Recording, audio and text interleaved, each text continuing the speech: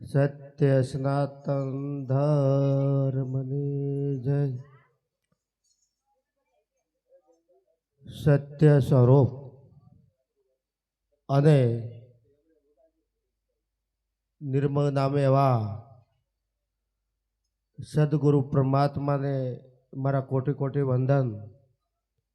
અહીં બિરાજમાન સર્વે સંતોને મારા જય ગુરુ મહારાજ. આજનો પ્રસંગ ધજા મુકામે મોહનરામ મહારાજના પરિવાર હળી મળી અને સંતવાણી અને સત્સંગનું આયોજન કર્યું છે. ખૂબ જ એમને ધન્યવાદ.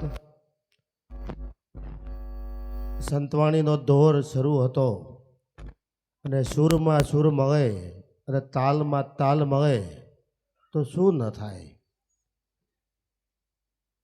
જીવન તો બધા જીવે છે, પણ જે સમજીને જીવે એટલા માટે કહેવાયું છે કે સમજણ વગરનું જીવવું જીવો વર્ષ હજાર. સમજીને જીવો એક ઘડી તો સમજે બેડો પાર. આપણને પરમાત્માની કૃપાથી 100 વર્ષનું આયુષ મળ્યું છે. એક સિક્કાની બીજી બાજુ જોવા જાવ તો અડધું તો નિંદરમાં જાય છે અને અડધું કામ ધંધામાં જાય છે. પણ આ સંત પરમારથી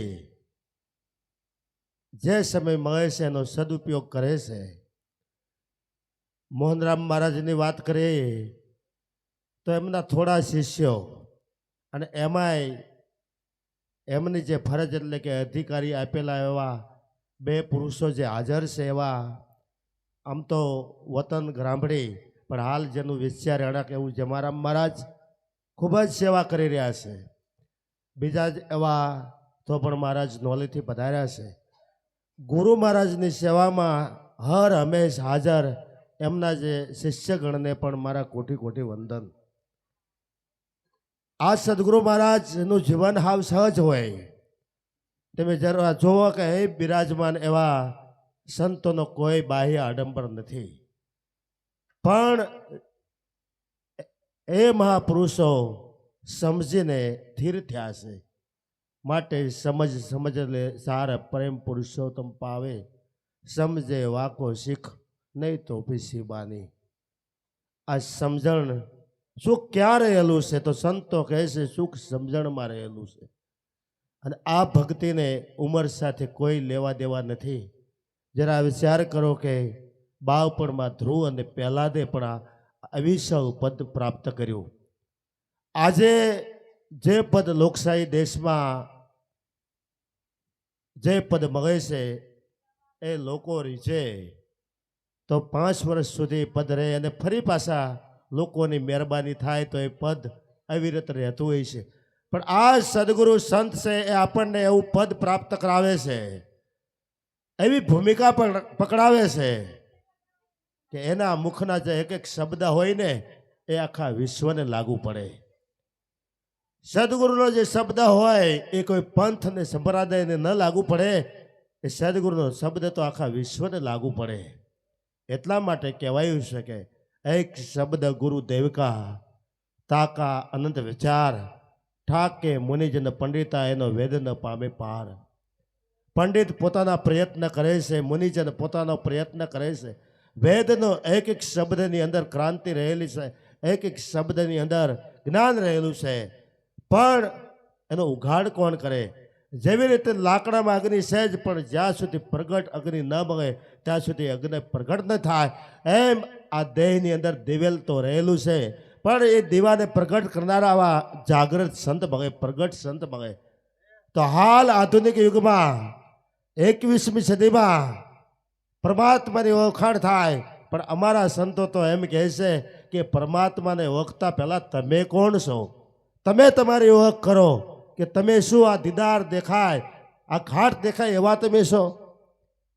એટલા માટે કહેવું હોય તો કહેવાય કે આ સંતોનો એક જ રહ્યા કે પોતાની ઓળખાણ કરાવે છે.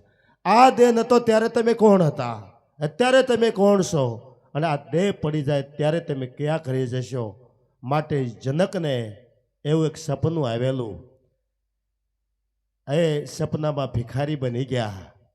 તો એને સંશય થયો જાગ્યા પછી, કારણ કે એક સપનું એવું છે કે આંખ ખુલે ત્યારે બંધ થાય, અને એક સપનું એવું છે કે આંખ બંધ થાય ત્યારે પૂરું થાય. માટે અષ્ટાવક્રને પૂછવામાં આવે છે, ઘણા બધા ઋષિમુનિઓ પંડિતો ભેગા થયા, પણ અષ્ટાવક્રએ કીધું કે હે રાજન, આ વાત જાણવી હોય તો તન મન ધન અને શીશ સોંપવું પડે. તો કે મેં અડધું રાજ આપ્યું. તો કે ગુરુના દેશમાં ક્યારેય અડધું ના હોય, સંપૂર્ણ ભાવ સમર્પણનો ભાવ પ્રગટ થાય ત્યારે પ્રધાન કહે છે કે અમારા રાજાનો પ્રશ્ન છે. ત્યારે અષ્ટાવક્ર કહે છે જો રાજાનો પ્રશ્ન હોય તો રાજાએ બોલવું પડે, કારણ કે પોતાનો અભ્યાસ પોતાનો અનુભવ પોતાને કામમાં આવે, પોતાના પુણ્ય વગર પાર ન આવે. એવી રીતે જ્યારે જનક રાજા કહે છે કે હું ભિખારી કે રાજા એમાં કઈ વસ્તુ હાચી મને, ત્યારે અષ્ટાવક્ર કહે છે કે બેમાંથી એકેય વાત હાચી નથી, બે વાત મિથ્યા છે. તો ખરી વાત જાણવી હોય તો શું કરવું પડે? ખરી વાત જાણવી હોય તો તન મન ધન અર્પણ કરવું પડે. એટલા માટે ધીણોજીનો સંત લાલજી મહારાજ કહે છે કે તન મન ધન અર્પતા એને પ્રત્યક્ષ પ્રભુજી ભાય. પ્રત્યક્ષ એટલે કે સામેની વાત, કોઈ પડદા પાછળની વાત નહીં, હાજરા હજુરની વાત. આ બોલે બીજો નહીં છે પરમેશ્વર પોતે. આજે નાદ ગુંદી રહ્યો છે, નાચને કોઈ રંગ કે રૂપ નથી. એટલા માટે સંતોએ કીધું છે શબ્દને બ્રહ્મ કહેવાય, નાદને બ્રહ્મ કહેવાય. કારણ કે આ વિશ્વમાં ક્રાંતિ કરે તો એ શબ્દ ક્રાંતિ કરે છે. માટે જ્યારે જનકે પ્રશ્ન કર્યો, અષ્ટાવક્ર જવાબ આપે છે કે આ મિથ્યાપણું મૂકવું હોય તો આ શીશ સોંપવું પડે. એટલા માટે સંતોએ કીધું છે કે ભક્તિ છે સૂર્યના કામની, નહીં કાયરનું કામ, પ્રથમ પહેલું મસ્તક મૂકી વર્તી લેવું નામ. એટલા માટે સંતોએ કીધું છે કે ઉગતા છોડને તો ઉખેડશે માપ, પાણીનો પાતો હાલશે. માટે જે ભક્તિના માર્ગમાં હાલતા હોય એને રોકવા નહીં. આપણાથી ભક્તિ ન થાય કાંઈ નહીં, આપણાથી સેવા ન કાંઈ નહીં, પણ એને તો રોકવા તો નહીં જ. માટે સનારીને ધન્ય છે કે જે પતિ ધર્મના માર્ગે હોય અને જે ઓથ બની અને જે પડસાયો બની જે નારી, એને સતી નારી કહેવામાં આવે છે. એટલા માટે કહેવાયું છે કે પતિવ્રતા નાર અને આજ્ઞાકારી પુત્ર ત્યાં સ્વર્ગ તણું સુખ હારી જાય. પતિવ્રતા નારી હોય તો એને કોઈ અવર દેવને ભજવાની જરૂર નથી. અને દેવની વાત આવી તો આપણા પ્રગટ ભગવાન, અને દેવ કોણ? માત પિતા એ આપણા ભગવાન છે, સદગુરુ એ આપણા ભગવાન છે. માટે માત પિતાની સેવા કરજો અને સંત સદગુરુના શબ્દો છે એ હૃદયે ધરજો. માટે જનક રાજાને એ જિજ્ઞાસા થઈ કે હવે તો સત્ય શું? તો સત્ય જાણવું હોય તો એક મોટો અરીસો હતો. એ અરીસાને સામે જનકને ઊભા રાખ્યા અને અષ્ટાવક્રએ કીધું કે હે રાજન, આ અરીસામાં દેખાય શું? ત્યારે જનક કહે છે એ તો મારું શરીર દેખાય છે. તો કે બહાર ઊભો હોય કોણ? તો કે શરીરનો જોનારો છે, માટે જાગી ગયો. માટે આ આધુનિક યુગમાં જાગવાની જરૂર છે કે આ તનની અંદર બોલનાર કોણ છે, આ નિરખનારો કોણ છે. આપણે એમ કંઈક આંખું નિરખે એ વાત મિથ્યા છે.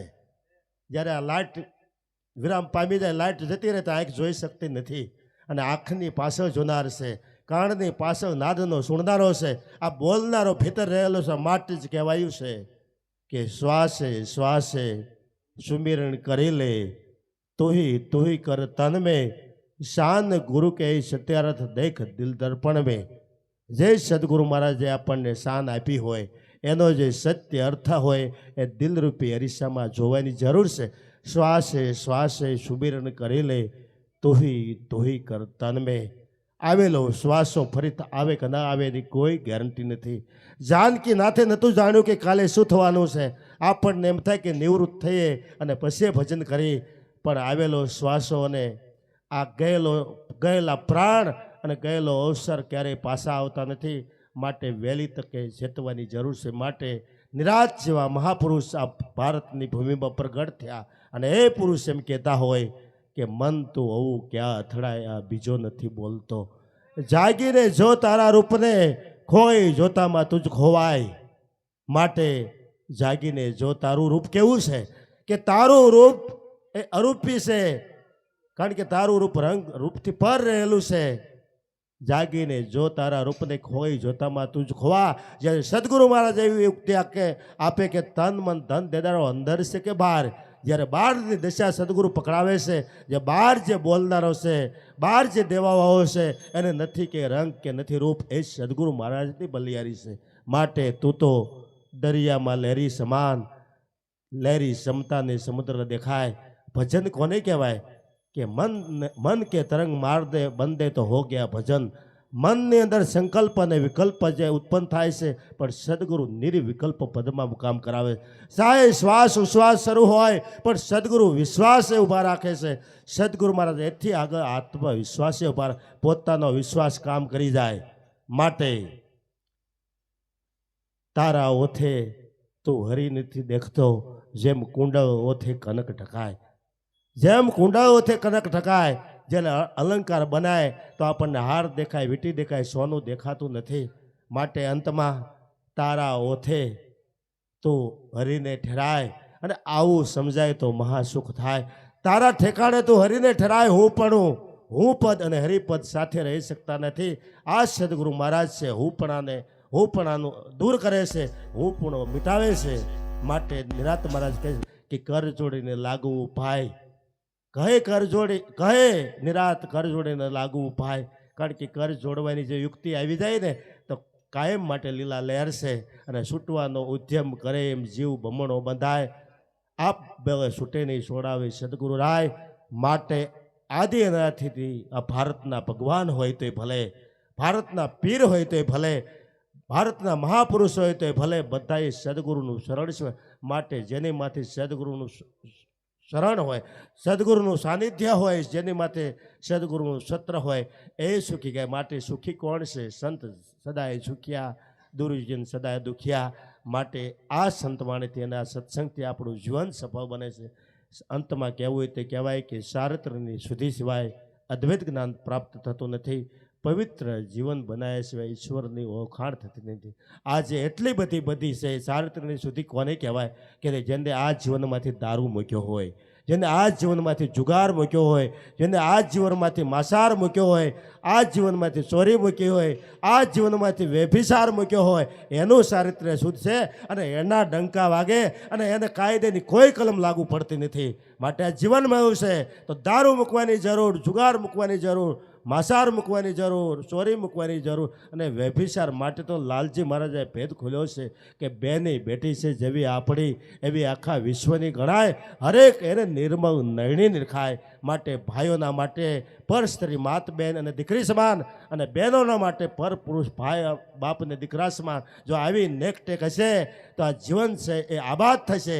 અને આપણે એમ કહીએ છીએ કે આપણે આઝાદ છીએ, પણ તમે તમારા આત્માને પૂછો, કોઈ વ્યસનમાં બંધાણા, કોઈ ફેશનમાં બંધાણા, કોઈ દારૂ જુગારમાં બંધાણા, કોઈ જાતિપણામાં બંધાણા. માટે ઉઠ જાગ મુસાફિર બોર ભયા, આપણા માટે સોનાનો સૂરજ ઉગ્યો છે. માટે ઉઠો જાગો અને ધ્યેય પ્રાપ્તિ સુધી મળ્યા રહો. ઉઠો જાગો અને ધ્યેય પ્રાપ્તિ સુધી મળ્યા રહો. બોલો સદગુરુ મહારાજની જય.